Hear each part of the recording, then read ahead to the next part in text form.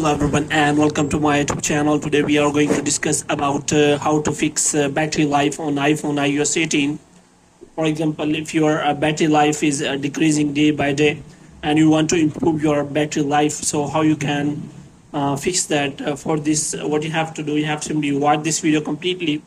So without wasting any time, let's start the video. So first of all, what you have to do, you have to make sure that you have turned on the low power mode. So if you turn on the low power mode, then it will consume less energy, as you can see. So in the low power mode, more all the notifications are also limited. So moreover, the next thing you can do is you can simply turn off your always on display, which means if your screen wakes up for a longer time, then you can simply see that it will drain more battery. So here you have to simply go for auto lock. So if you have turned on the low power mode, then you can see that auto lock mode is already shifted, so you can simply check for that. Well, now what you can do, the next thing settings are, first of all you have to simply enable low power mode. So after that, what you have to do, you have to simply view your battery usage information. So any app which uses background battery, then you have to simply turn off that app. Moreover, you can also turn off the background app refresh for many devices. Like, you have to simply go to settings.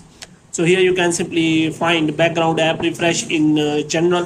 So here you can simply look for background app refresh, and you have to simply turn off for all these apps. But if you have already turned on the low power mode, then it will be adjusted. So the next thing you can check is you have to check your battery usage information, and you have to check your background activity. So here you can simply check for that. And the next thing you have to check is you have to look for home unlock screen. So if your app frequently wakes your display with notification, you can also adjust your notification. Moreover, you can also set your cell coverage to low signal, so that it uses less battery. Moreover, you have to simply plug in power on your computer to charge your device. So here you can simply charge your device. So in this way, you can simply check for all these settings.